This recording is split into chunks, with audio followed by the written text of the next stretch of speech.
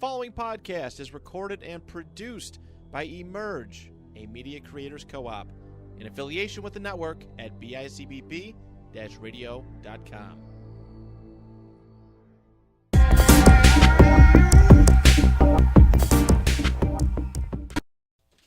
Hello and welcome to episode 67. 67? 76. Jeez, we haven't been here.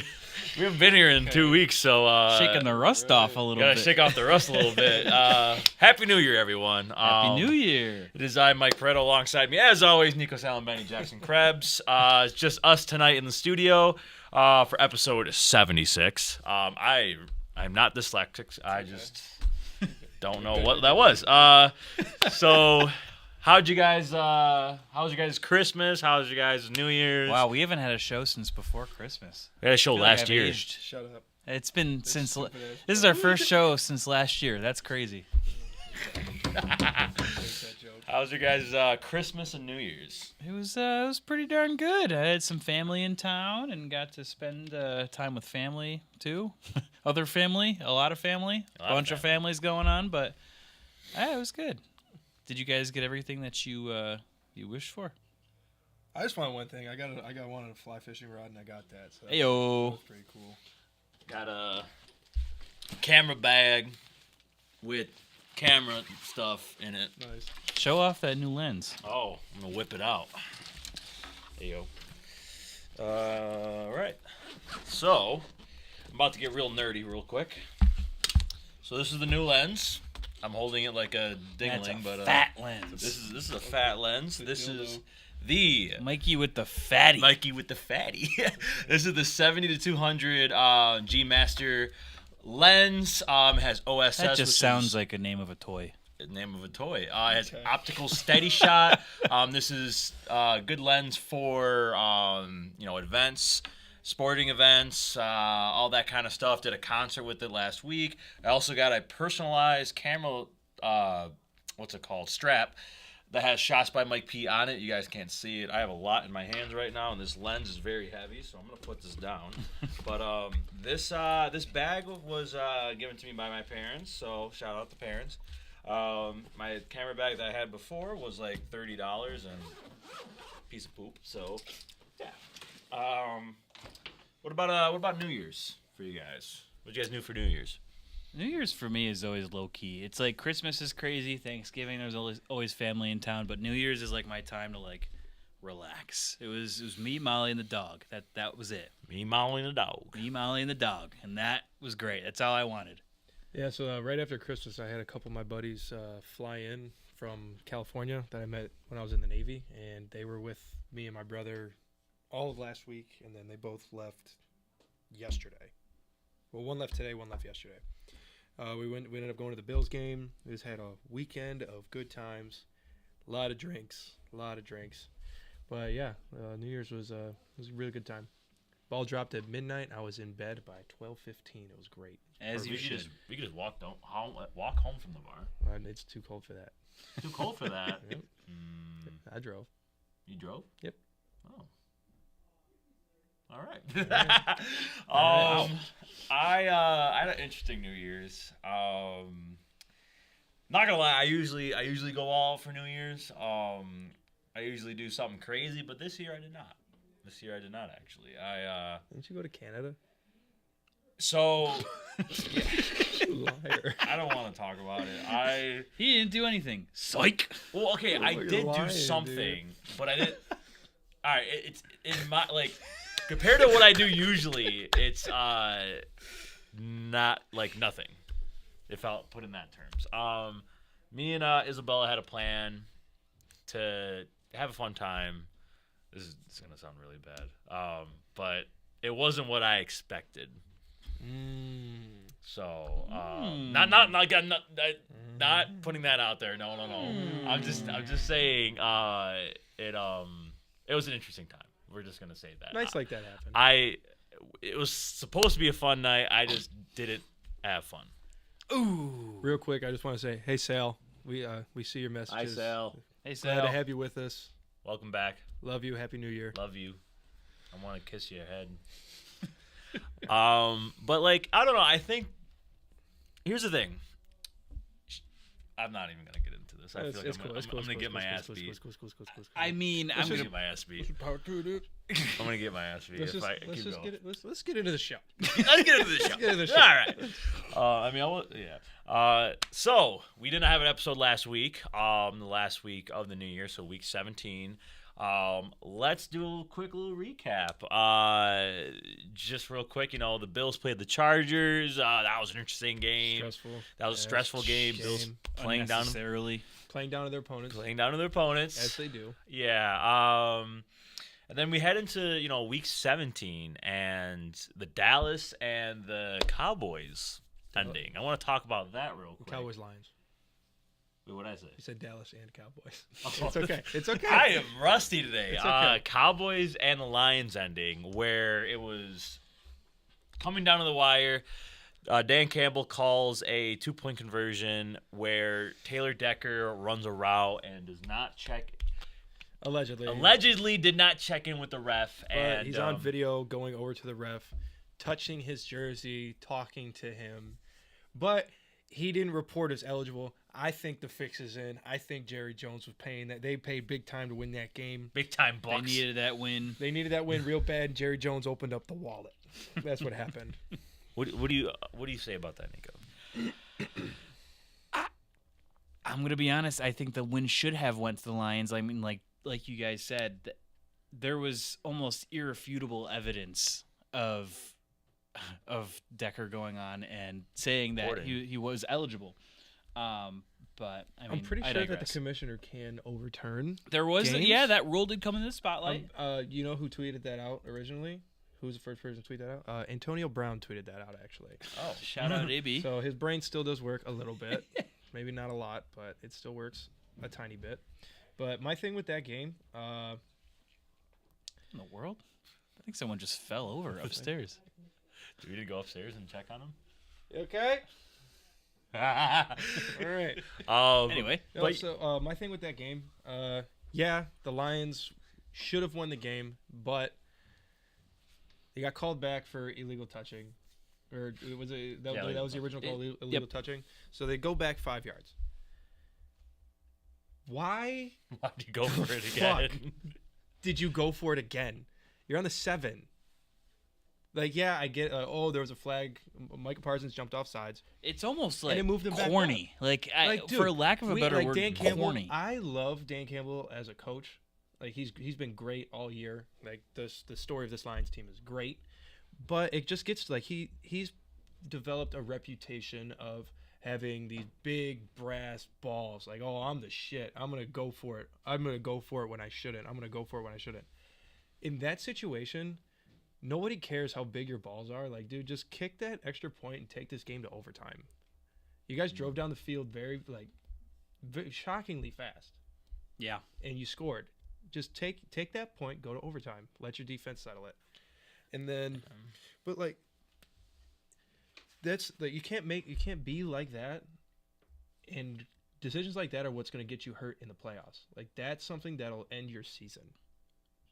Right. You can't do that. Literally. You can't do it. And it's I agree. I just think that there has been points this season, and I agree. Dan Campbell's a good coach. I like Dan Campbell as well, but there's been points where he's been too aggressive. Yep. And it's he's trying to. It's try hard. He's trying to prove a point to everybody. Hey, I have the biggest balls out here, and it's okay, buddy, but you're losing your team a game. I mean, obviously they got gypped with the call. Okay, but then that's when you go for the extra point, and then you go into overtime. So you're just kind of hurting your team. Yep. Not in a way. Is the way. Yeah. I don't know. That was just a wonky. It was a good game. Just a wonky ending that. CeeDee Lamb also had a huge game. CeeDee Lamb is solidifying himself as the best wide receiver this season. I don't know if you guys. Would you say were you saying he's better than Tyreek this season? This season, yes. Yes. So would you say the Tyreek Offensive Player of the Year is dead? I wouldn't call it dead. I wouldn't call it dead, but I think that CD has been more of a impact. I think CD has entered the conversation. Okay. If he hasn't already. I think Offensive Player of the Year is going to come down to one of Christian McCaffrey, Tyreek Hill, or CeeDee Lamb. I really think it's probably just gonna be CMC. I feel like it was CMC's to lose these past few weeks. That's true. I mean, he is hurt, and are they? He's not playing. He's not playing this weekend, right? So 49ers aren't playing anybody. I mean, Tyreek could have a 200-yard game, and that could really flip the script. If he torches the Bills, goes out for 200 and 2 touchdowns, I'd say he gets back into. Mike's in trouble. Getting a phone call. I would say if he goes out there and goes for 200 and 2 touchdowns against a stingy Bills defense, yeah, he's back. He's back in the running, like the front runner for Offensive Player of the Year. But I really feel like CMC has that all but locked up. Like that's his trophy. I mean, what would you guys say CeeDee Lamb has to do this week to enter that? Walk on water. You'd have to replicate. I think if he replicated last week's game. I mean, last week he had what? He had 200 yards last week, right? Or was like right under it. It was 200, and he broke the Cowboys franchise record. It's like it was up. Hold on, I can give you the exact. If he replicates that game last week, I think you have to seriously consider giving it to him. That's what I say. I think, again, I'll double down. I think he's been the best receiver this year. Tyreek has also been amazing, but 227. 227.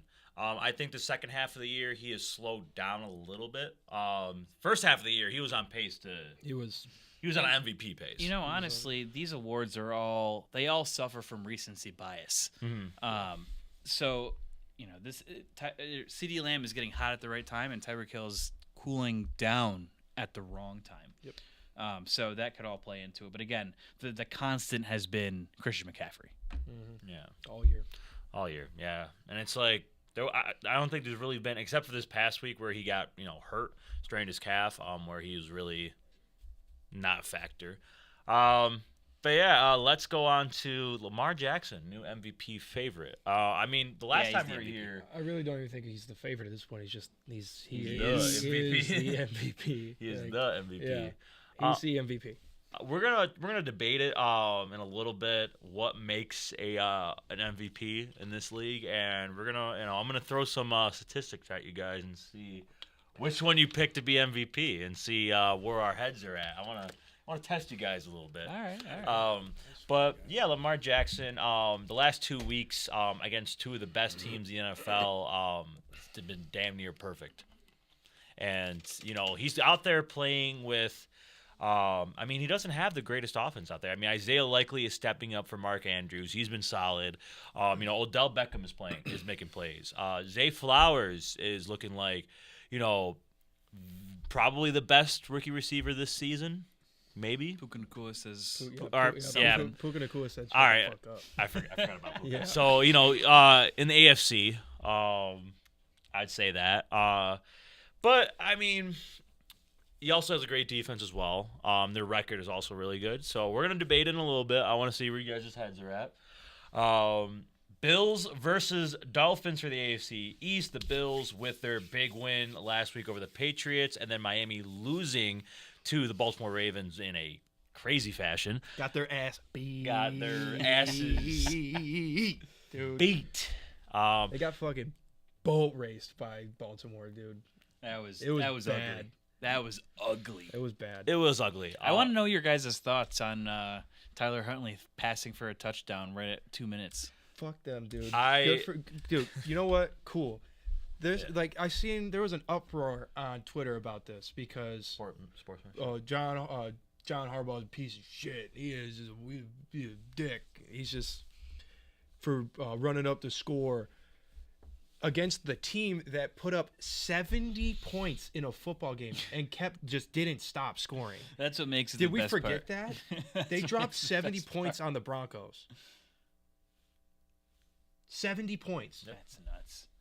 There was no one talking like that when the Raiders put up 63 against the Chargers. Mm-hmm.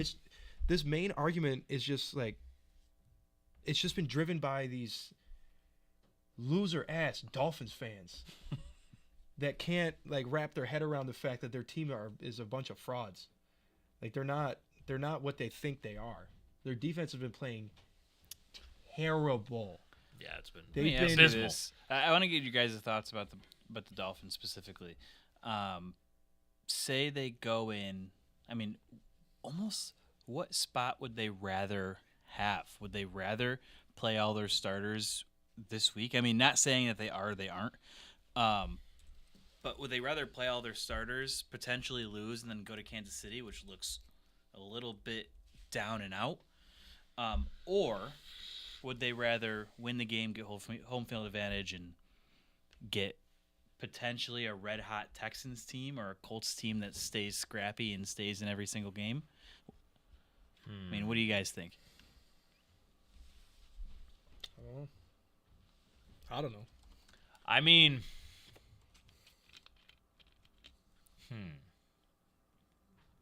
I don't know. I mean, it's tough. I mean, they played Kansas City. Who won the Kansas City Miami matchup? Kansas City. Kansas City won, right? In Germany? In Germany. Yeah, Kansas City won. Tyreek's return to Arrowhead? I think that they got to battle it out for that number 2 spot. It's just, I don't think it's either way. I don't think it's going to help their case. I mean, they're just right now Miami. They're very banged up. They have Bradley Chubb is out for the season now. He tore his ACL in a fashion that they did not need to have him out there. Nope. You're getting blown out, and Bradley Chubb, one of your best players on defense, is out there trying to make plays on Tyler Huntley. Like, I don't understand the point of that. Xavier Howard also went down, so Xavier Howard won't be out there. He's the starting cornerback opposite of Jalen Ramsey. It's just like their defense. Even with those guys in, there's no Jalen Phillips either. Even with those guys in, it's just like their defense is just not what it was supposed to be. They hired the old Broncos guy. What's his name? Vic Fangio. And, I saw, a lot of Dolphins fans like, wow, we got ourselves a crazy coordinator. Like, we're going to have a crazy defense this year. And it's been lackluster. And again, going back to your point about like them gloating, they were gloating when they were up 70 on the Broncos, but then you're getting blown out by the Ravens, and you're sitting here like, oh, John Harbaugh is, a piece of shit. There's no sportsmanship. My thing is, it's just like if you don't like it, then stop it. If you're the Dolphins, do something about it. You guys are professionals. This isn't Pee Wee football. Like, I understand. I thought it was cool when the Dolphins put up 70. I thought that shit was sick. I thought that was dope. Yeah, because you don't see that. But like. Here's the thing. Here's another point. I posted this on Twitter. A lot of those guys on the Ravens, who don't get PT, I mean, that's just giving them another look. I mean, for a potential evaluation for next year's roster. So for them, this week, they gotta put all their cards on the table. They gotta, they're home versus Buffalo. They need to show out. They need to play this Buffalo team well. They need to stop Josh Allen, and they have not been able to do that at all since Josh Allen has came into this league. So versus Josh Allen versus a Mike McDaniel Dolphins team, he's 3-1, and Tua is 1-3 with 5 touchdowns and 5 interceptions. Where Josh Allen has like 20, he has like almost like 30 touchdowns. His career, 31 touchdowns. His career is 34-5. Yeah. So they just they need to play everything week by week, and yeah, that's all I got to say about Miami. I want to interrupt our show as we were recording on Wednesday night, January 3rd, 8 p.m. The Pro Bowl players have been announced. Hey, I mean, say what you want. It's still a statistic that gets tracked. So your Pro Bowl quarterbacks coming into the NFC are Brock Purdy, Dak Prescott, and Matthew Stafford. Interesting. Your AFC quarterbacks are Tua, Lamar, Patrick Mahomes. Running backs. NFC running backs, Christian McCaffrey, DeAndre Swift, and Kyron Williams. Okay. AFC running backs, Raheem Mostert, Derrick Henry, James Cook. James Cook made his Pro Bowl. Mm-hmm. Good for him. NFC fullback, Juice, of course. Who else? Kyle Juszczyk. And Pat Ricard. Alec Ingold for the AFC. Interesting. Wide receivers, CeeDee Lamb, A.J. Brown, Mike Evans, Puka Nacua, the rookie. Okay. AFC, Tyreek Hill, Amari Cooper, Keenan Allen, and Jamar Chase. Jamar Chase made it. Jamar Chase did indeed made it. Fan The top comment is, what has Jamar Chase done? I vote. was just That's what I'm saying. Yeah. Like, it shouldn't. Why is he there? He hasn't had that good of a Why season. is he there? Tight ends for NFC, Kittle and Sam Laporta. Okay. AFC, Travis Kelce and David Njoku. David Njoku with Joe Flacco, he's had a really nice second half of the season. Travis Kelce, though, has been non-existent. 4.6 in my That's fantasy the Taylor championship. Swift effect right there. It is, dude. Tackles, Trent Williams, Lane Johnson, and Penei Sewell for the NFC. Shout out to Sewell. He's been an under-the-radar top tackle in the league. Yeah. Really, really holding down Jared Goff's blind side. AFC, Laramie Tunsil, Deion Dawkins, and Terran Armstead. Okay. Defense has not been posted yet. No defense yet? No. So let's continue on with the show, and as soon as I get all the defensive players, You said Deion Dawkins made the Pro Bowl, right? Deion Dawkins did make the Pro Bowl. Did you go over guards and? I have Mike's got the- I have some defense. DNs, Myles Garrett, Max Crosby, Trey Hendrickson.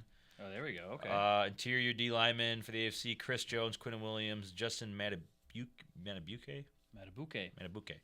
Outside linebacker, TJ Watt, Khalil Mack, Josh Allen. Inside linebacker, both Ravens made inside linebacker, Roquan Smith and Patrick Queen.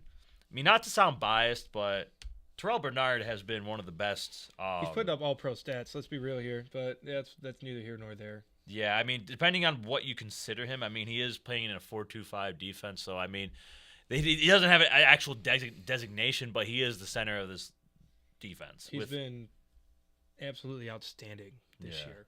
Pat Surtain, Sauce Gardner, Jalen Ramsey, Denzel Ward for corners. Safeties, Justin Simmons, Minka Fitzpatrick, and then long snapper, Jacksonville's long snapper. Punter, A.J. Cole. Kicker, Justin Tucker. Marvin Mims made kick returner, and Yeah, Miles he's been electric as a kick returner this year. Killebrew. Do we have an NFC one? I do. You do have the NFC one? Yep. Okay. Defensive ends, Nick Bosa, Montez Sweat, and Aiden Hutchinson. Ooh. Interior lineman, Aaron Donald, of course. Dexter Lawrence made the Pro Bowl, and Sexy Javon Dexy? Hargrave. Sexy Dexy. Sexy Dexy. Dexy. He made the Pro Bowl. Outside linebacker, we got Micah Parsons, Daniil Hunter, and Hassan Reddick. Okay. Middle linebacker, we got Fred Warner and Bobby Wagner. Classic. Imagine that. Make those locks every year. Every year that they're both in the league. Corner, Deron Bland, Travarius Ward, Jalen Johnson, and Devin Witherspoon. He loves him, Deron Bland. Yeah, I'm sure. Yeah. Free safety, Jesse Bates. Strong safety, both Buda Baker and Julian Love. Long snapper, Andrew DePaula from the Minnesota Vikings. Punter, Brian Anger from the Cowboys. And the place kicker, Brandon Aubrey, the rookie kicker from Dallas. Oh, hey. Absolutely automatic. Kick returner, Rashid Shaheed. Special teamer, just general special teamer. He's probably like a Jalen gunner or Reeves something. Maben. Oh. Dude, the Cowboys kicker has been like that. Like he's been great. Yeah, he's been on 34. He's electric. He's been freaking awesome. Yeah, he's a rookie. Hasn't missed. Has not missed a kick. And there was one game he made 3 field goals, all from 50 plus. It was like 52, 55, and then he made a 60. It's impressive for a rookie kicker. Josh Allen and Stephon Diggs are first alternates in their positions. Second alternates for the Bills, Mitch Morse and Leonard Floyd. Third alternates, Dalton Kincaid and Ed Oliver. Where's Josh Allen? Did you say Josh Allen? Yeah, he's the first alternate quarterback. And fifth alternate, Dawson Knox. Fifth alternate? I mean, it's like, all right, if Dalton Kincaid isn't going. That tells you a lot about the tight end position, honestly. It's just. I mean, up until that 50-yard catch and run that Kincaid had, the tight ends were completely silent. They've been silent for the past 2 weeks. Yeah. Yeah. Whole offense has been silent. We're gonna get into that soon. Real quick, I'm lost right here. Why is my computer doing this? Okay. Houston Jags Colts battle for the AFC South, and then the Tampa Bay Buccaneers, the Saints, and the Atlanta Falcons also battle for the NFC South. So both Southern divisions are up for grabs, like 3-way battles. damn near. That's going to be really interesting. I really hope C.J. Stroud makes the playoffs. Imagine C.J. Stroud at, like, Buffalo. I don't want to imagine that. You don't want to imagine that? I don't know. I think that'd be a really good game. It'd be a great game. That's the problem. I think it'll be. No, I would love Houston being in the playoffs even more if they still had Tank Dell. Yeah. Tank Dell didn't break his leg. That would be a team I would love to watch in the playoffs. Yeah. We're going to talk about that game, too, later on when we do Take It to the Bank, because there is no Thursday Night Football. I got a parlay for that game, so we'll get into that. But yeah, the Jags, they have been ice cold, as a whole. At one point, this team was the number 1 seed like 5 weeks ago. Yeah. And then, same thing as last year. The NFC South is just up for shambles. Abysmal. It's just Panthers. The NFC South is the new NFC East. Yeah. NFC East, No one wants to win it. No one wants to win it. It's just terrible. Yeah, it's just it's an interesting division. If you guys had to give 2 early predictions for those 2 divisions, what would you say? Right now, I would like Houston, I think. Say Houston and the Bucks, respectively. Yeah, I'd say Houston and the Bucks, just because I really enjoy the Bucks, mainly just because I really love what Baker Mayfield's doing. I'm gonna go with Jags and Bucks. Jags have an easy matchup, not easy, but they have a matchup against Tennessee, where Indianapolis and Houston battle each other this week. So I think ultimately, with how the schedule is laying out, I think the Jags will get the division. But they Mike Vrabel came out and said that they're not going out without a fight. So hopefully, yeah, I love Vrabel. Yeah, Vrabel's awesome. He's so such a good coach. Yeah, I love him. And to put this out there for any Buffalo fans out there, for their playoff clinching scenarios, it's either second seed, the 6th or 7th, or they are getting eliminated from the playoffs. I have it right here. What the implications are. So the Bills make the 2nd seed, obviously, by winning. No matter what, basically they need Jacksonville and Pittsburgh to do something. Yeah. So to get the 6th seed, all teams need to lose. So Bills, Jaguars, Steelers. 7th seed, they need Jaguars or the Steelers to win. One of those 2 teams need to win. And then they miss the playoffs with a Bills loss. Jaguars win, Steelers win. Which is very real. Very real. That obviously the Bills-Dolphins game is the season finale for the regular season. The Bills will know their fate before kickoff. Exactly. Yeah. Yep.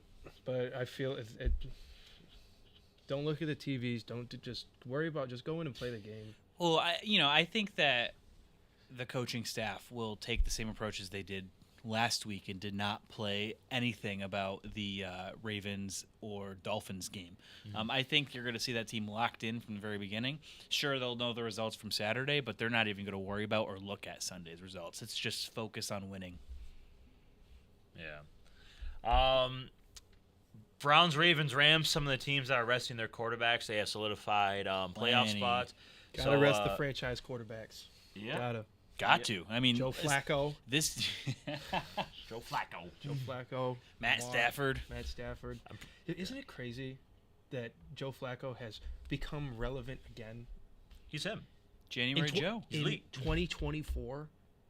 Well, here's the thing. I love think it. the last team the Ravens want to see in the playoffs is the Browns. I don't think anybody wants to see the Browns in the playoffs. I think That They really defense don't. is insane. January Joe making that comeback. Oh my goodness, could you imagine that? And but he's a playoff veteran. He's been there multiple times. He's been to multiple AFC conference championships. He's played in Has a Super Bowl ring. won a Super Bowl. Was the MVP of that game too, if I'm not mistaken. So he has a ton of playoff experience. I feel like it's just what this Browns team needs. And I wouldn't want to be grizzled veteran who's afraid to just launch it down the field. anybody. I wouldn't want to be any team playing this. Joe Flacco's just yanking that ball, man. He's slinging it. He's slinging it. You know, David Njoku. He's still got that. He's still got that tight ass spiral though. He does. Dude, that spiral's tight. He's throwing beauty balls. Buddy was throwing over 300 yards passing and then taking a nap on the sideline. Oh my God, dude. I love it. That's a dad when you see one. That's like when you beat all the kids' asses on Thanksgiving and you're like sitting there at the dinner table like he did his work. He did his work. He also did that against one of the best one of the better secondaries in the NFL. Yeah, that's Torched crazy. Mm-hmm. Lit him up. Yeah. It's beautiful. So one game in particular, Brock Purdy and Matt Stafford are both being rested. They both play each other. So we have a Sam Darnold versus Carson Wentz game, I will be betting on that game. which is That disgusting. is a fun game to bet on. Imagine imagine that being disgusting, like telling someone in 2018 that. It'd be like, oh, that's a primetime matchup. Oh, yeah. The Sam Darnold-led 49ers versus the Carson Wentz-led Rams in 2018 would blow some people's minds. Yeah. You would have if somebody would have told you that back in 2018, like, oh, in the year 2020, 3-4 season, we see that matchup. They're like, oh, what? Baker Mayfield is still Dude, a even top if you 5 said it- quarterback. They're like, yeah, that sounds about right. Even if you say like, oh, Joe Flacco's making a playoff push, Crazy. Even that is like, oh, interesting. Yeah. but like it just goes to show you how crazy this season.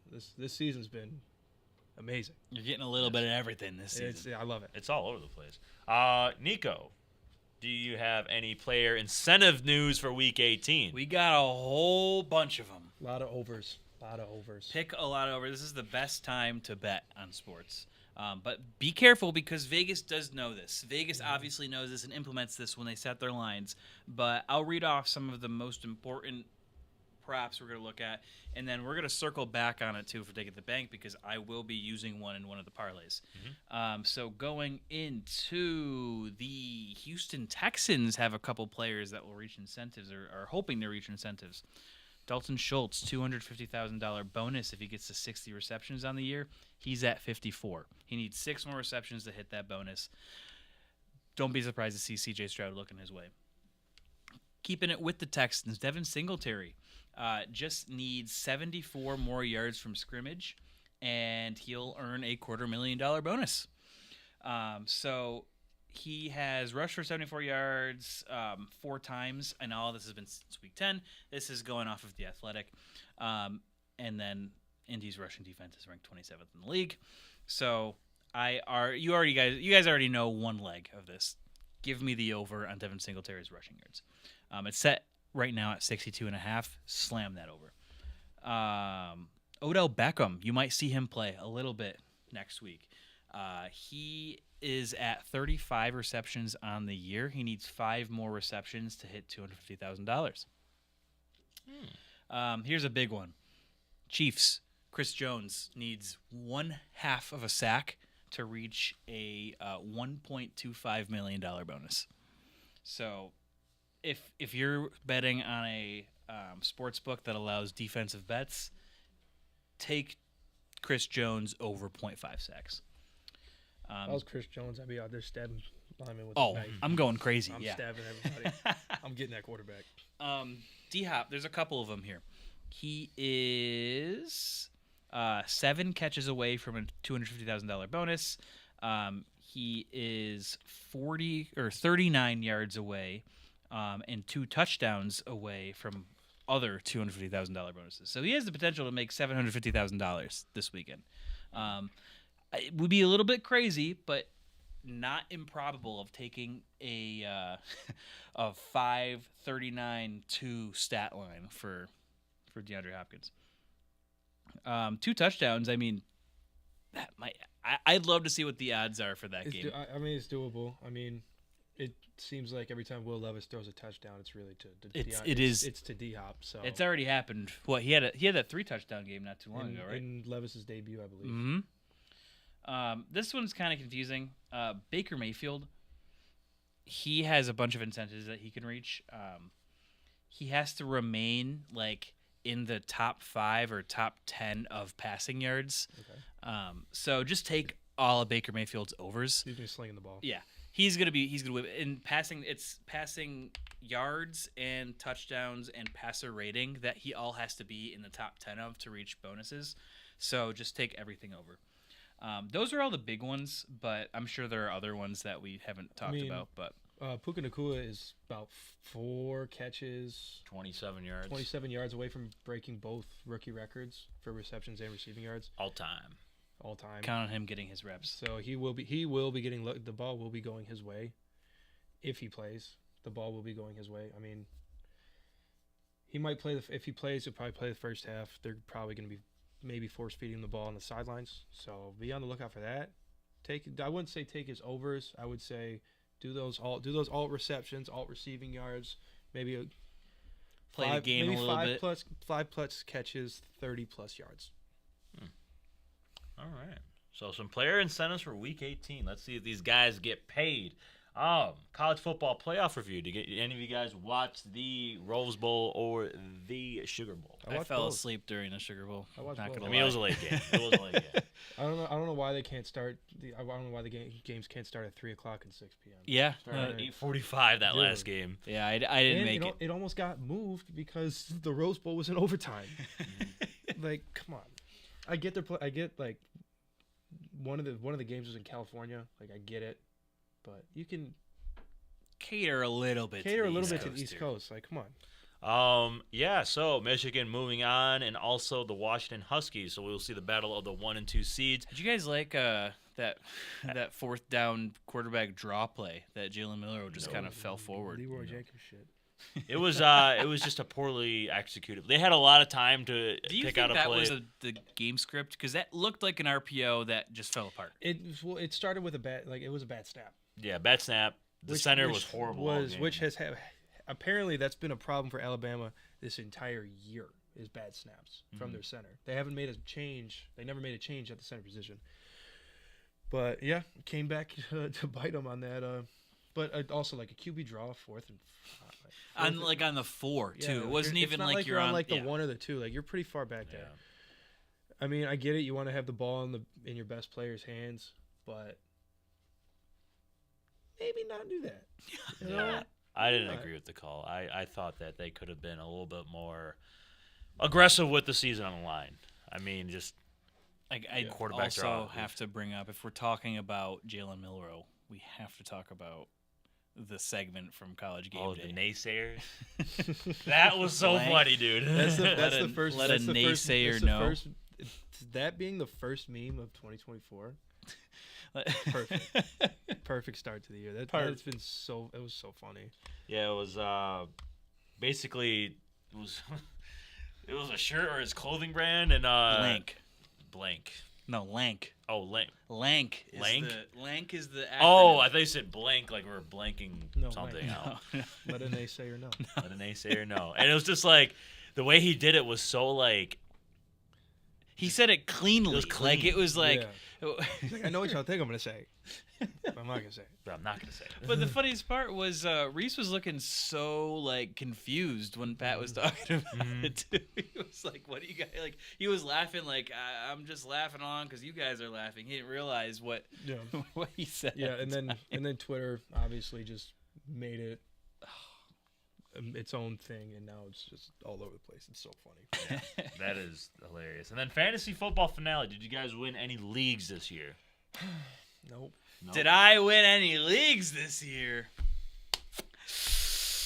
The Big YAC Fantasy League champion is sitting in house. The trophy stays in house. We just wrote off the Big YAC merch package because I already have some Big YAC merch. But shout out to everyone that joined. It was a league full of former guests and contributors to our show. So thank you everyone who participated. Thank you for your money. Thank you I'll for your see money. you guys again next year. Yeah, that I wasn't even close in that league, so I was like third place. I came in last. third in Dexter's league, and my league with my Navy friends, I lost in the championship. I lost in another championship, but I made a little bit of money. It was a dynasty league. My team way overperformed. I had a really solid draft from the rookies draft. I had like Sam Laporta in there, Jahmyr Gibbs, a few others. I can't even think of the team off the top of my head, but then I had a good startup draft too. So it was a solid team. It's just a quarterback away from being a years long dominant team. I won a little kind of, I was in a league with a little bit of defensive players. It was like a first, little like $10 league I won. I made like $80 on that. Okay. And then I was in the finals for Jules' Dynasty, faced off against Rodney, but Rodney's team put up 223 points, where Good night. I had 150, where Travis Kelce 4.6 points. Bijan Robinson didn't have that good of a game. Michael Pittman had 9. It was just a rough week. So, yeah, I lost. So, yeah, that was fantasy Just football. got to talk to the fellas, regroup, and just get back at it next year. Get back at it. So, yeah, Regroup next and year. rearm. Yeah.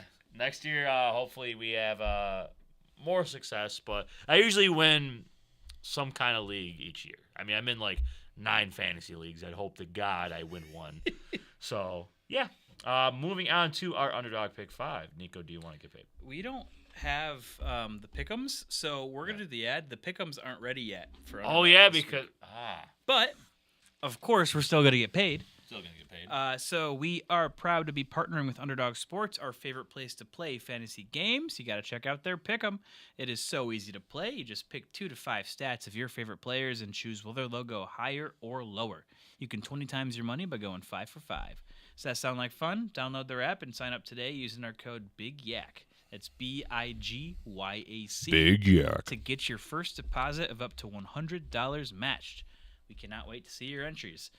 We will have an Underdog Pick 5 for you guys later on in the week. Yep. We'll make a post about it, but they are currently not active yet as teams are still trying to settle their who they're sitting and who they're not sitting for Week 18. And there's no Thursday night game either. So, I mean, usually they have at least that plugged in. But, yeah, it's probably going to be like a last minute. I bet by Friday they'll have the lines out. Because there's 2 games on Saturday. So, no Underdog Pick 5. So, let's go on to take it to the bank and let's ride this baby out. Let's start off with Saturday. We have the Pittsburgh Steelers at the Baltimore Ravens. Big game for the Steelers. Big game for the Bills. Big game for the Jaguars. They're not going to be watching these games that weekend, but I mean, the Pittsburgh game they'll watch, but the Jaguars game will be going on that Sunday. So they said that they're not gonna, check the score. They're just gonna, keep their heads focused. And they're gonna play the game in Miami. So Pittsburgh at Baltimore. Pittsburgh is 4-point favorites on the road. Over under set at 35.5. Baltimore has said that they are planning on sitting some guys because they are the number 1 seed. Honestly, I'm still going to take the Tyler Huntley-led Ravens. Pro Bowler Tyler Huntley? That's a Pro Bowler. See, that's a Pro Bowler to you, Tyler Huntley. You're in Baltimore, and this is still a divisional game, and you still don't want to see your division rival make the playoffs. So, yes, like your big important guys are going to play, but the guys that are on the field, they're gonna play with some heart. They're gonna play with some a lot of these guys are playing for jobs, playing for contract incentives. So this team's not gonna go down with a fight. I think Ravens +4 is kind of generous. So I'm gonna take the +4 on the Ravens, and I'm gonna take them winning outright. Ravens. I'm gonna go Steelers. I'm not gonna lie. Mason Rudolph has been playing pretty solid. I'm not gonna lie to you. Someone's gonna bonk him over the head again. Yeah, somebody's gonna bonk him over the head. Jadeveon Clowney calling your name. Him and George Pickens have a good connection. George Pickens' last 2 weeks has been pretty good. So I don't know if it was Kenny Pickett or not. There's a little, rumor that Kenny Pickett. See, what do you do with the Kenny Pickett experience at this point? Like, is it safe to say he's done? I don't know. Do He's you got small hands. do you consider drafting a quarterback? I just don't think he's a good quarterback. Do you get in? You're not going to be able to. Where the Pittsburgh Steelers are currently at, you're not going to be able to get into Drake May or Caleb Williams territory, but you might be able to get into Penix territory. I mean, Michael Penix. Here's the thing. It's like I've seen from top 10 to like 3rd round. He's all over the place. I think we'll get a lot more clarity during the college football championship game. Yeah. I think that will really start to solidify where he gets drafted. If Washington goes ahead and pulls off the upset, you could see, and if it's led by Michael Penix, you could see Michael Penix in the top 10. Yeah. Easy. Even top. I would even say top 5. Michael Penix looked amazing in that Sugar Bowl. He Yeah, was he out did. there, gunslinging. Yeah, the only thing that scares, I think, teams is his injury history. I mean, he torn your ACL twice. He's bounced around the college football world a little bit. So, he did start off at Indiana. Mm-hmm. So, I mean, he got to Washington, and it was kind of like a blessing in disguise. So, he has the measurables to be a quarterback. I mean, he's not short. I mean, 6'3". I mean, he's not like a Josh Allen, Justin Herbert, but I mean 6'3" is still a decent height. His measurables are solid. His combine stats are pretty decent. So I mean, he has the makings to be an NFL quarterback. It's just the injury history is like something a little scary. So that's why I said he could go anywhere between the top 10 to the third round. Yeah. So Pittsburgh, he might not be able to get him in if they don't take him in the first round. If he starts falling, you might be able to get a Michael Penix. If you get Michael Penix in the second round, whoever gets him, I think is getting a steal. I mean, it's like you might see like the Will Levis treatment. Yeah, but I think Penix would be a much better investment. I agree. Yeah. So let's go on to the big game Saturday night. Houston at Indianapolis. Houston is 1.5 point favorites on the road. Over/under is set at 47.5. I do have a parlay cook for this game. Let's hear the parlay. So we are sitting at the classic. I know there is no Thursday night football game, but it's still a 4-leg parlay. Nothing too crazy. We're sitting at plus 566. Now, remember what I said earlier about the odds. They have not released the lines for Dalton Schultz's over-under for targets, receptions, yards, anything just yet. So I set those aside for this parlay. Devin Singletary is the leader of this parlay. Over 65.5 rushing yards. Like I said, he needs 74 to hit that incentive. And I'm going to throw in an anytime touchdown score because he has been kind of a huge part of this offense since week 10, especially since C.J. Stroud got hurt.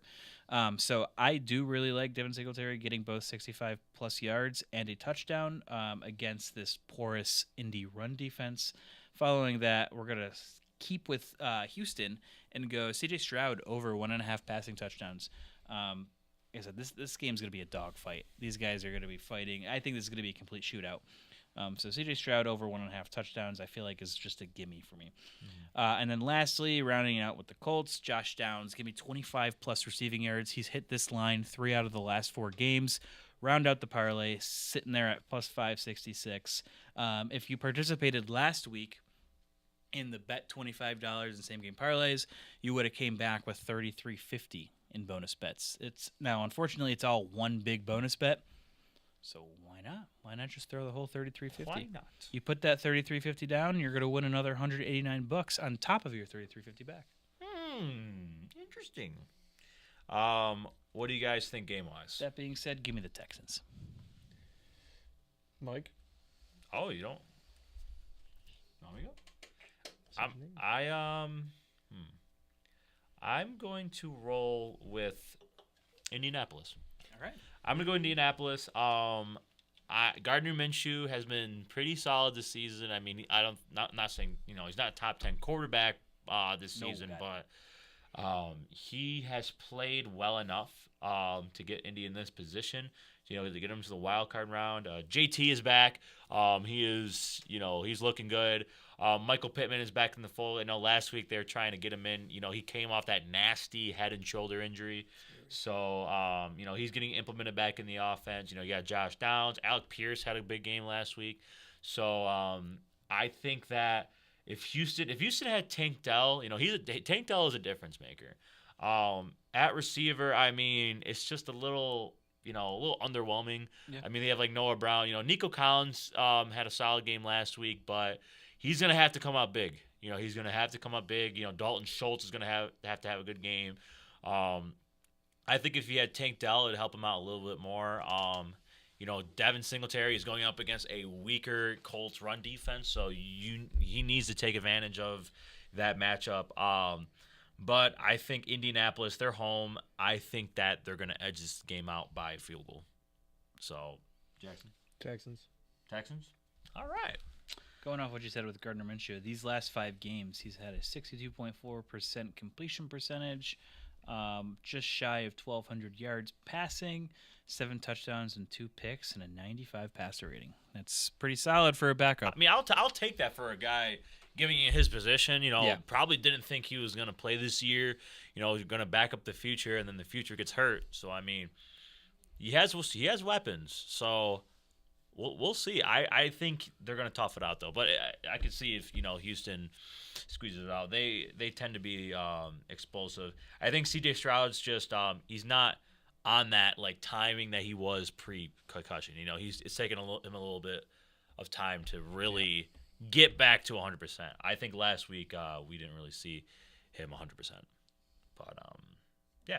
Moving on to Sunday's games. Atlanta at New Orleans. This game has some playoff implications for the wild card and even the division title. New Orleans sitting at 3-point favorites. Over under is 42.5. What do you guys think? It's in the Megadome. Saints have looked. They're just kind of hanging around these last few weeks. Derek Carr sucks. They're hanging around. Derek Carr sucks. They're hanging around. Okay, I mean he's better than whoever The Saints Atlanta trots out. Atlanta's rolling out. I like the Saints here to win a close one and an ugly one. Yeah, but Saints. The Saints are going to beat the Falcons. I also have the Saints. Falcons are just too much question mark at quarterback. I think Desmond Ridder is playing. If Ridder's playing, I don't like the matchup against the Saints defense. And then, again, it's just the same story. You know, they're not giving the ball to the right playmakers. I'll tell you what. His last 5 games, Derek Carr has been pretty solid.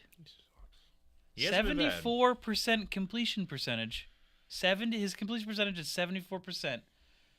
Just shy of 1,100 yards, 11-3 touchdown to interception ratio, 109 passer rating. He's been looking good the last 5 weeks. He's getting these Saints in position. My bad. I'm just a Derek Carr hater. That's all. He's just a Derek Carr hater. Next game, Cleveland at Cincinnati. We have a battle between who's starting for Cleveland? I think it's like Jeff Driscoll or something. Jeff Driscoll. Jeff Driscoll against his former team. I think Jake Browning is starting for Cincinnati. Bengals are 7-point favorites. 7-point favorites. 7-point favorites at home. I think Cleveland is going to be sitting some starters. They're locked into 5. They're not moving up or down. So they're locked in at 5. I mean, what else can you really do? At this point, you should just rest a good amount of your players. So, I mean, 37.5 is over under. I'm going to take the Bengals here just because a lot of like going back to that last point. I think there are going to be a lot more players in the Bengals that are playing for their jobs and for their contracts as opposed to the Browns. Mm-hmm. So give me the Bengals. I'm also going to roll Bengals. Cleveland, they're just looking forward to the playoffs. I mean, if they had a chance to jump up in seeding, then or a chance at the division, they'll be playing their starters. But, there's just no point. Give me Bengals. Next game, Jaguars at Titans. Big implication for Bills and Steelers and the whole South. Jaguars. This is a huge game. 5.5-point favorites. Sitting at over under a 39.5. It's in Tennessee. What do you guys think? I like the Titans here. Okay. Jacksonville's obviously going to be playing with their backs against the wall. They're going to be playing desperate. But sometimes what's scarier is a team that's got nothing to lose. Mm-hmm. They're going to be giving it all out against a division rival, and they have the chance to play spoiler. Oh yeah, they're hopping all in. I'm going to take the Titans here. Yeah, the Titans are. I'm taking the Titans. This seems like just this. Like you said it before, Vrabel already said like they're not going down without a fight. This is exactly the type of game that's going to fire up somebody like Will Levis and that entire Titans team. The Titans are going to play spoiler and beat the Jaguars, and it's going to be funny. It's going to be fun to watch. I'm going to roll with you guys here. Wow. We're going Titans. Wow. I want to take the Jaguars. It's just I don't like C.J. Beathard. Trevor Lawrence is questionable. We don't know if he's playing or not. And I mean, you gotta think that Trevor Lawrence plays. I keep having the image in my head where he walked 4 miles on one leg just to go out because he didn't want to go on the cart. Yeah. When he hurt his ankle, so. I think he's going to do everything in his power to try to play. But even that being said, my point still stands with Titans wanting to play. Yeah, there's incentives on the line too, with like D-Hop and stuff. I mean, Derrick Henry needs to have a big game for the Titans. And for the Jaguars, I mean, you have Travis Etienne had a big game last week. We haven't seen that in weeks from him. He needs to replicate what he did. But Mike Vrabel needs to fire up that defense. Have yourself some pride. and that's what he said in the press conference. He was very adamant on it. It's been a disappointing year. I feel like he hasn't had the tools that necessary needed to, compete like they did a couple years ago. Yeah. We're all going upset special with Tennessee in this game. Jeez. We'll see. Tampa Bay at Carolina. Tampa Bay sitting at only 4.5 point favorite. They have a chance to win the division here. Yeah. This is a no-brainer for me. I'm going to take Tampa Bay -7. Yeah. Tampa Bay. Over under set at 37.5 as well. Throwing that in there. Tampa Bay. Like I said, Baker Mayfield has all these incentives that he needs to hit. So I think they're going to go out guns blazing. Guns blazing. Are you laughing at the Dr. Pepper comment? thing? Yeah, I'm checking the Dr. Pepper level. It's It's empty. gone. All right, guys. Sorry, got to go. Show's over. Show's over. No more Dr. No more Dr. Pepper's Pepper. gone. I'm also going Tampa Bay. Carolina got shut out last week. Enough said. I'm surprised this game is 4.5 point. Like, Tampa Bay is, I think, a much better team. I don't know. I don't know either. Yeah, Tampa Bay's winning this game. All right. Tampa Bay across the board. Got a real stinker here. Jets at Patriots. Patriots, 1.5 point favorites. Over under sitting at 30.5. 30.5? Oh, my God. Lord. Boo, dude. Is anyone What really going to the be tuning into this Can game? we just cancel this game? Just chalk it up as a loss for Sim both it. these Can we teams. sim it? Sim it. Can it just not even happen? Like, no, who is watching that? Who's watching that? Patriots are rooting to lose for that third Yeah, I'm third taking overall the pick. Jets here. Jets have a little more pride than the Patriots, personally, I think.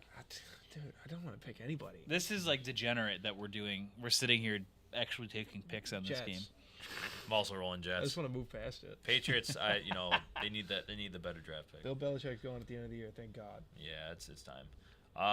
Minnesota at Detroit. Detroit is 3.5 point favorites.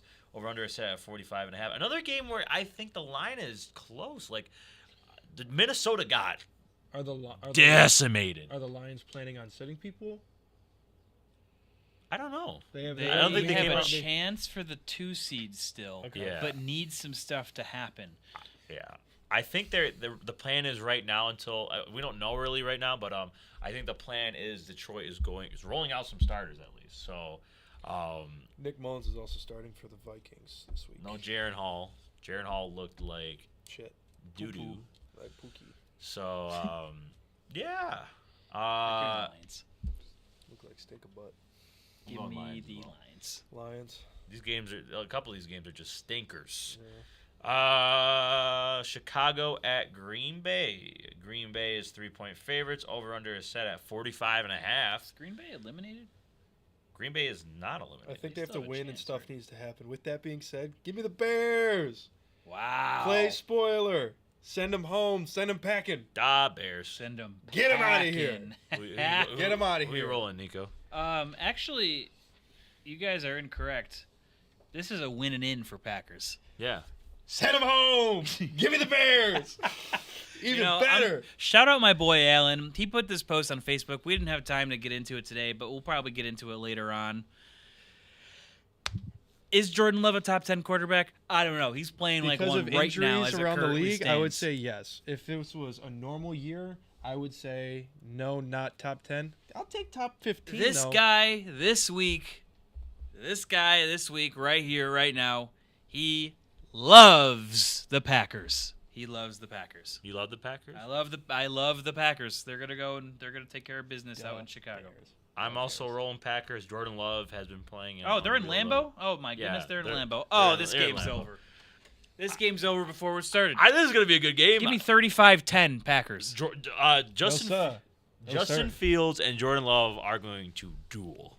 I think they're going to duel. Nah, give me 35-10 Pack. The Bears. No, I The can't Bears. go with The that. I'm going Bears. Packers The win. Bears. It's not going to be that I lopsided. love a good spoiler, especially against Oh. a long-time division rival. Give me the Bears. Here we have Dallas at Washington. Dallas is 13.5 point favorites on the road. Holy shit. 45.5 over under. Dallas, I think, is playing their starters. Yes, because they can still win the division with Philly losing to Arizona. Yeah. If Philly would have Forgot that they lost too. won, maybe would have saw them sitting some guys, maybe. But yeah, 13.5-point favorites. I think they're rolling out the starters. I'm pretty sure as of right now. So Dallas. All they have to do is win. They have to win this game, and they win the division. Yeah, that's it. It That's all doesn't they have to matter. do? That's all they have to That's do. it. If Cowboys win, and you won the division. you're gonna pick the Washington Commanders. Send them home, I boy. might. That would, dude. Nothing would make me happier. Send them to Nothing. where would they go? The 4 seed. Send them Hell. to what? Tampa Bay. Some to hell. Hell. Nothing would make me happier than watching the Cowboys lose to the Commanders and lose the division on the last week of the year. I will, just for my record's sake, I will pick the Cowboys, but I'm praying to God that prop they your lose. numbers up a little bit. That they lose. I'm praying to God that they lose. The December downfall of the Cowboys is here. Well, it's been here. They should have lost This last is week. gonna be what's worse than 35-10, 45-3. Yeah, give me the Cowboys. Give me 59-7. This Cowboys. is gonna be a drubbing. Yeah. Seattle at Arizona. Seattle is 2.5-point favorites. Over under is set at 47.5. Shootout. I don't think it's gonna be a shootout. I'm taking under. If I'm being completely honest. I mean, the Seahawks Seahawks have been have a lackluster. chance to make the playoffs. They An just- outside chance. They've just been lackluster, man. They lost to the Steelers. I mean, they lost to Mason Rudolph and the Steelers, man. Playoff hopes on the line. If you're a Seahawks fan, you're also a Bears fan this weekend. If the Seahawks win and the Bears win, the Bears go and beat the Packers in Lambeau, then Seattle makes the playoffs. Yeah. Love this time of the year. That being said, I'm going to go Arizona. Arizona played the Eagles very well. I know the Eagles are on a little bit of a dry spell. They haven't been the greatest. But Understatement. I'm going Arizona. James Conner has been turning up lately. So Trey McBride is solid. Greg Dortch doing some things. Give me Seattle. Seattle. All right. Fly Cardinals, fly. Okay. Rams at Niners, the Carson Wentz Sam Darnold Bowl. Battle of the Busts. Battle of the Busts.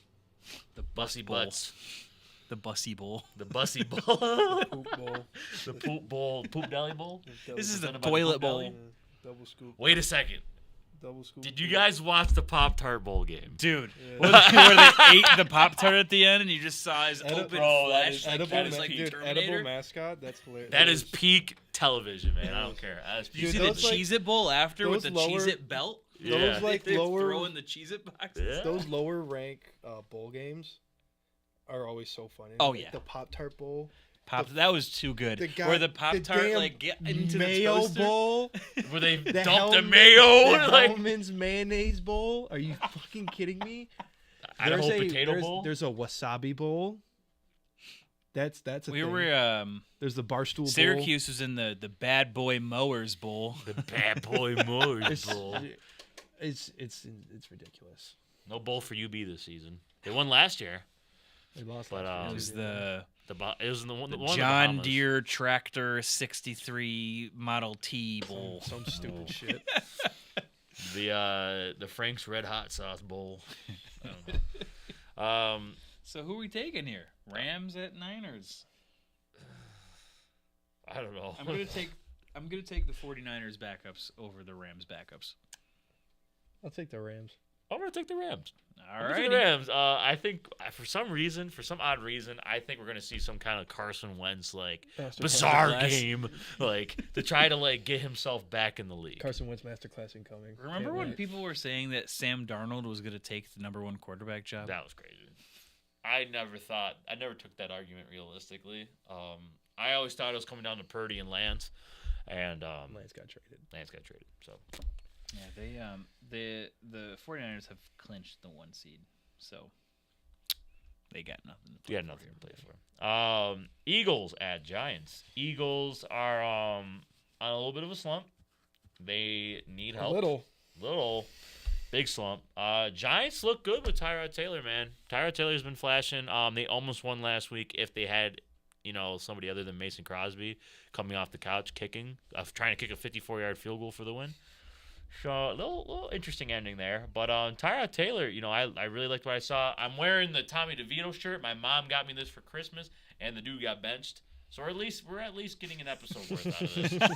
So the Tommy DeVito story's done, most likely. So it's done. It's so complete. It's Kaputski. Got a nice shirt. I might go to sleep in the shirt or like go to the gym in the shirt maybe. But other than that, Eagles at Giants. Eagles are 5.5-point favorites. Over under is set at 41.5. This is in New Jersey. They're only 5.5-point favorites. Only 5.5-point favorites. Free shitty. Free shit. I would take the Eagles -7. The Eagles. Hopefully. Give me the Eagles. I think the Eagles figure it out. They need to. I mean, they still have a chance at winning the division. They do. They win this game and the Cowboys somehow lose, Mhm. then it's the Eagles division. But I could see Giants winning this game also though. Yep. Tyrod Taylor repeats what he did last week, and Philly comes out flat again. Then well, here's the thing too. Oh, never mind. They're both at 4. I was gonna say the Cowboys game is at 4:00, so it doesn't matter. If the Commanders game was at 1, then I wouldn't have been surprised to see the results of that game play into how much the Eagles play. Because Cowboys win against the Commanders, then they've won the division. Then the Eagles really have nothing to play for.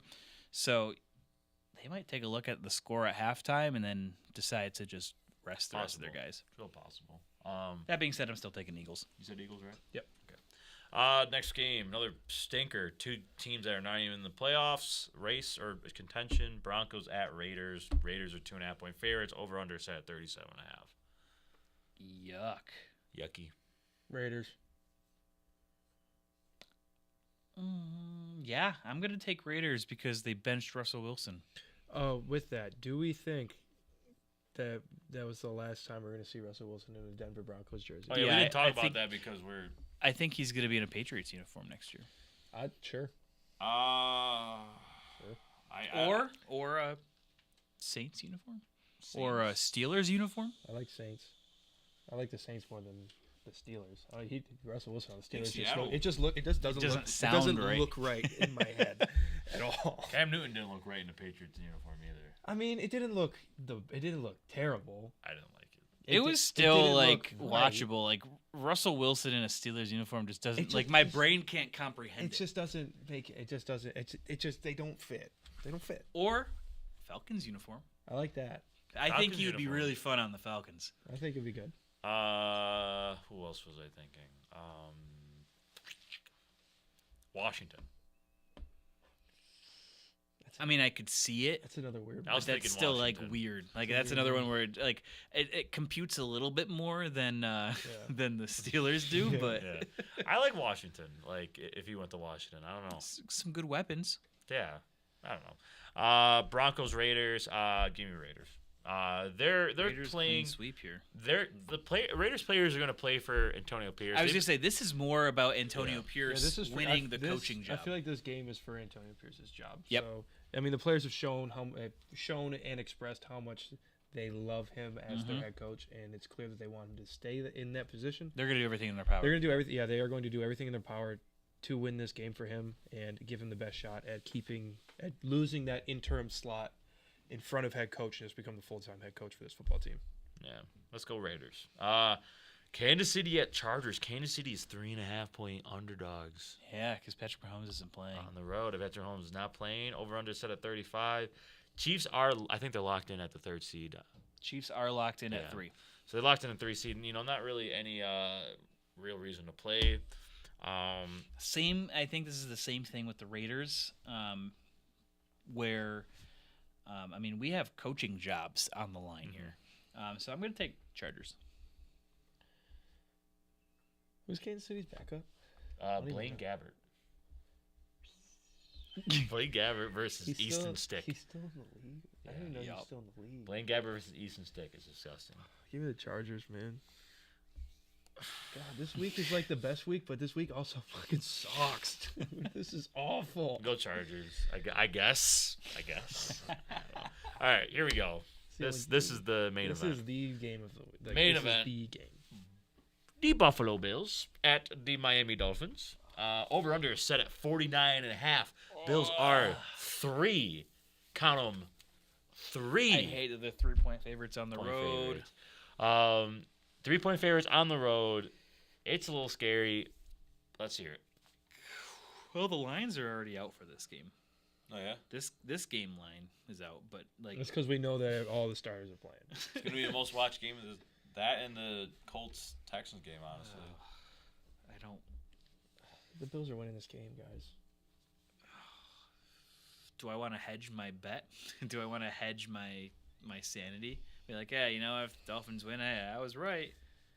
Yeah. Reverse The Bills- psychology? The Bills are winning, man. Yeah, well, you did that with the Cowboys, and Yeah. it Worked, kind of. No, I gotta go with the Bills here.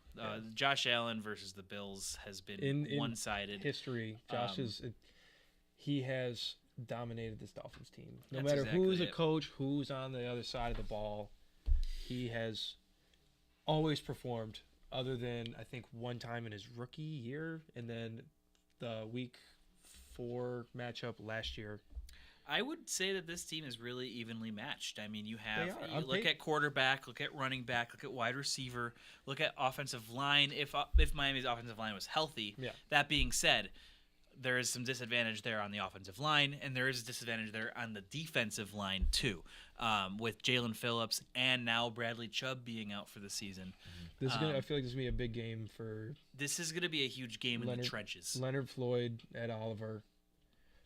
At Oliver, Maybe Leonard Von Floyd, Miller finally gets a sack on the I year. think we'll see. He plays. Is AJ Epinesa playing this Yes. week? He Is is. he? He He's played back last and week. healthy. Okay. Played last week. I would much rather see AJ Epinesa and Leonard Floyd rushing the quarterback. I think it's than- going to be a big game for them on that defensive. Those are going to be the top 3 players in defense side of the ball. It's going to be less about Josh Allen. I mean, the headlines obviously are going to be Josh Allen because Josh Allen's dominance of the Dolphins in his career. But this is going to be a big James Cook game.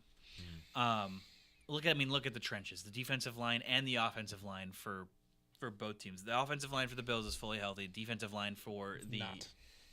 for the Dolphins are not, and then vice versa with It's just yeah. you just got I'm just really banking on this pass rush showing up because there's some games where they were completely stale. I mean that against the Chargers they were completely stale up until that fourth quarter. How much of a focal point do you think Stephon Diggs is in this game? I don't know. I really I have a feeling Jalen Ramsey's going to be on him all game. He usually he puts up big stats against the Dolphins. I mean, when we played them earlier in the season, he had 3 touchdowns. Yeah. He went for over 103 touchdowns. 103 touchdowns. He went for 100 plus yards. My bad. He went over 100 yards, had 3 touchdowns. I mean, he always seems to play his best when he's lined up against Jalen Ramsey. I mean, there's both times he's gotten into the end zone. When they played him on the Rams with the season opener last year. 6 catches, 120 yards, 3 touchdowns. Yeah. That was without Jalen Ramsey. That was without Jalen Ramsey. But also, Xavier Howard isn't. I don't think he's playing this week either. So it's. I mean, if he's being shadowed by Jalen Ramsey, if he's winning those one-on-one reps, go his way. If he's not, look to the other side of the field where that backup corner is. It's Cater Cole. This has a lot of potential to be a James Cook game And a Gabe Davis and a game. Gabe Davis game. I would love for it to be a Khalil Shakir game. I feel like this is a game where he can come out and actually make a big impact, like we saw PFF's against. number 4 sophomore receiver, Khalil Shakir. Like I mean, we saw Interesting. how big of an impact he has the ability to make. We saw it when they played Tampa, when he went over 100 yards for the first time in his career. Mm-hmm. Khalil Shakir has the ability to make big plays. He always, every time his number's called in a big situation, he has come up big for this team, and I feel like him and Gabe Davis are probably going to be the difference makers for us on the offensive side. Defensive side is going to be the defensive line. Must-win game, boys. Let's get it done. Me personally, I think Stephon Diggs. And they're gonna be playing some nice weather, man. He is just this year and last year he has just not been a second half of the season guy. I think he looks better this week. I'm not saying he's gonna repeat what he did last time he faced him, but I do think he gets in the end zone this week. he needs it, and this offense needs it because, going into the playoffs, you really don't want to be on this, stretch where the offense is having difficulty throwing the ball. I mean, running the ball, Josh Allen has, 8 touchdowns in the last 5 games? I was gonna say, yeah. It's around there. He has 15 rushing touchdowns now in the season, which is crazy. Like last week, I just thought they were running the ball with him too many design quarterback runs. One of the last plays, he got popped and has a little stinger now. So, I mean, they just got to take it easy. They need to – Joe Brady needs to dive into the playbook, and they need to call some different plays. And I mean by different, these receivers need to run some routes because I think they're figured out right now. I don't think there's anything wrong with Stephon Diggs or Gabe Davis. I just think that, with Gabe Davis, I just don't think he's that good. But Stephon Diggs, I think, is a really good receiver. I just think this offense is having trouble getting these receivers open. And Stephon Diggs is one of the best route-running receivers out there. It's so hard to believe, for me, is he really not getting open? I saw a Next Gen Stats thing came up on my Twitter feed with going into after the Patriots game. He had an average of 4.5 yards of separation on his routes last week. Also, Josh Allen hasn't been playing that well. Also, last week he came out not throwing the ball that well. I mean, I just don't know if it's because he just going through his progressions and he's just not looking his way. I don't know what's going on. This is not the time where you want your number one receiver to go stale, go cold. I mean, he's been going stale and going cold for how many weeks now? Since week 10, I think. Yeah. And this is definitely not the time for that. So I think for it's the Dolphins. They have they have a personal vendetta against the Dolphins. They always ball out. If Josh is healthy, I think they're gonna have a big game. I see Stephon Diggs getting in the end zone. I'm gonna take the Bills. I just think that Miami is too banged up. Tua is even a little banged up. Tyreek Hill, I think is still banged up a little bit. Jalen Waddle, they're trying to get him to go out there, but I just don't. He's gonna be out there. 50% maybe? He had a high ankle sprain 2 weeks ago. You really think he's going to be out there, making a big difference? I actually saw on Twitter today, there was a video of Tyreek Hill outside of his house because his house caught on fire today. Yeah. He was in a walking boot. Really? Yes. Because he does have that ankle. I mean, they're just a banged-up team. Remember, Mostert banged up. He didn't play last week. I mean, it's just they needed that pass rush. Bradley Chubb, no Jalen Phillips. That's big. No Xavier Howard. That's big. If you get Cater Kohu on Stephon Diggs, come on, you got to exploit that's that. that's how Stephon Diggs performed so well against Miami. Yeah. The first time they faced was every single time he was 1-on-1 against Cater Kohu, it was thrown his way. Yeah. Josh Allen picked on Cater Kohu, and it paid off for Buffalo. Yeah. So. We'll see. This is a really big game, man. So yeah, either the Bills get the 2 seed, the 6 seed, the 7 seed, or they get eliminated. Would you say this is the biggest Bills game in the McDermott era? Biggest regular season game in the McDermott era? For him. Yeah. I mean, this is pretty much the same scenario as the last Miami game last year when they came to Buffalo in the snow. Did Buffalo already clinched the division? We clinched the division with that win. Yeah. So but the playoffs were already. We were already in the playoffs, but the division was. It was kind of like the roles were reversed. Yeah. The roles were reversed, but after everything that has gone south for this Bills team and Sean McDermott, I do feel like this is his biggest game. I really, really hope he doesn't disappoint. Yeah, we've seen him do great. We've also seen very bad decision making on his part. So hopefully he has a good one.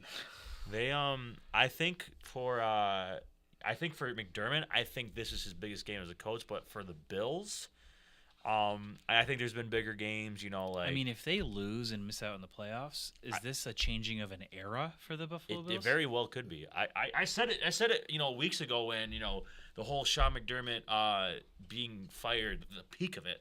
I think I said if the Bills miss the playoffs, you really got to consider moving on from Sean McDermott, and they could. If they lose And Jacksonville and Pittsburgh can easily win their games. I mean, then you don't make the playoffs, man, after the failures that you've had in the postseason. You really got to consider this guy going. But then here's the thing, though. It's if he makes the 2 seed, I mean, the whole narrative changes. It's literally like one point of the iceberg, and then there's like another point. I mean, that's the definition of this Bills season. Yeah, the complete roller coaster. It's like right now, you're climbing the iceberg. 2 seeds the top of the iceberg right now, and then you could easily like slip and fall and drown in the Arctic Ocean. Yeah, like literally. Yeah, so we'll see. That is all we have though today for episode 76. Thank you guys for listening. Thank you to everybody in the chat, with the Dr. Pepper comments and whatnot. Dr. Pepper was the star of the show today. Yeah, always is when I have one. my friends really love Dr. Pepper. Chat led off with Chug the Dr. P. Yep. Before we leave, since it's the new year, do you guys have any New Year's resolutions, real quick? Not to get too corny, but I was telling Jackson a little bit. I was towards the end of last year, I started putting myself like I put all my work shifts on my phone's calendar, and I started logging like different events, like going out to dinner with family, or I have this set time where I'm blocking off time to do that, and I'm putting it in my phone calendar. I need to do that with the gym too. Put it in, and I've been up and down with going to the gym and consistency. What's been working for me with consistency has been logging like everything. Yep. So if I log the gym ahead of time and plan for it, hopefully expect to see results. So that's my goal going into this year. Yeah. Jackson, You can go first. me? Yeah, you go first. So me and Isabella decided to make a little list of like goals and stuff like that. Not just for. Oh, that was weird. Got a weird text message saying Michael Jackson was on Epstein's list. Anyways, Did Epstein's list release? I don't know. I don't know if it released or not. I guess it just came That's out. what I was laughing at. Oh yeah, it's been coming through my group chat. But some of my goals is getting a better job. Right now, to anybody who doesn't know, still at Wegmans. I work full time at Wegmans. I'm also at Crunch, but you see the photography stuff, the photography little company side business. It's growing a lot. I have a couple weddings booked this year. I actually in the works of booking another one for 2025. So hopefully we get more there. The goals for that is I really want to photograph a professional music artist. I'm trying to get into concert photography more. I had the opportunity to do Post Malone last year, but the way the event worked, it just didn't work out in my favor. Some technicalities with the photographers that are already there and whatnot. So that's one of my goals, and I'm also very close on the list for Niagara Falls firefighters. So probably going to accept that once that call, and that's supposed to be sometime this year. So looking to, I don't know if any of my Crunch or Wegmans coworkers are watching or going to watch, but, my time is coming to that. I mean, I've been there for, some years now. It's ready to move on. I need to make more money. And I also, for a goal for me and Isabella, we are planning on moving out of our parents' houses. She's already moved out of her parents' house once, but to get an apartment together. This will be my first time living on my own. So, yeah. It's nice. Yeah, and I mean, I need, I need privacy. I need my own space. It's just time. I love my parents to death, but it just comes a time and point where they still try to parent you like how they did back as a child back in high school, and it's very annoying, especially it's just a lot. So it's coming. I'm about to be 25 soon. We're all about to be 25. So I mean, yeah. What? That's crazy. About to be 25. That's scary, dog. It's scary. I mean, I'm looking into it with an open mind. I don't think it'd be that bad. Scary. I mean, there's a difference between 24 and 25. Scary. Your bones start hurting. If my brother's over the age of 25, and he can't really drink a lot of milk anymore because it hurts his tummy. I've never drank milk, to be honest. You don't like drinking milk? No. I'll be down to milk too. This shit's Nope. so good. I love drinking milk. Nope. But New Year's resolutions. Well, I have a couple. I mean, I'm trying to be a little bit better, being more organized. I'm a very disorganized human. Same. Like, for the even like with myself, like I was just okay with walking around looking like I was about to fly away with my hair just Wings blowing out. And I look like that all the time. Like, just trying to keep like a better, like a more adult appearance. Like we said, I'm 24 now. I'm not 18. I need to grow up a little bit. But being more organized at home, trying to be more social. Yeah. With like trying to branch out a little bit. I mean, I'm a very introverted person, and I don't really want to be that anymore. You know. So I'm trying to figure out how to get through that. Really, I mean, with that, I also need to find a better work-life balance, because like I'm up and out of the door by 6 a.m. and I don't get home till 6 p.m. And I still, like me and Nick were talking, I need to start finding time to go get back in the gym, spend more time with my dog. Like, there's only so many hours in a day, but I gotta get down to the nitty-gritty with that. So I got a couple goals. Hopefully I can get a couple of them accomplished. I'll be happy with a couple accomplished. But yeah, that's for me looking into 2024. 2024. I also am trying to go to Europe this year. That's also a big thing. I'm trying to travel more. I did not travel. That's very doable. Going to Europe is very doable. Also, when you're there, it's so easy to bounce around. You can bounce around countries like they're states. Like the train. Yeah, like you can go to Spain, and then you can hop on a train and go to France. You can go to Portugal. Same day. Yes, as long as you have your passport. It's literally like hopping states. Yeah. Except they look at you, they stamp your passport. Because they're all landlocked. They're all right there. Backpack Europe 2024. I almost got the year wrong. Yeah, we'll see. But that's all we have for episode 76. Thank you guys for listening. Thank you, Maranto and Emerge. Thank you, Underdog. Thank you, Matt Johnson, BICBP Radio Network. Thank you, Joey. Thank you, everybody who was tuned in. We'll see you guys next week for episode 77. We're going into the playoffs, baby. Playoffs? I'm talking about playoffs. Playoffs. See you guys next week.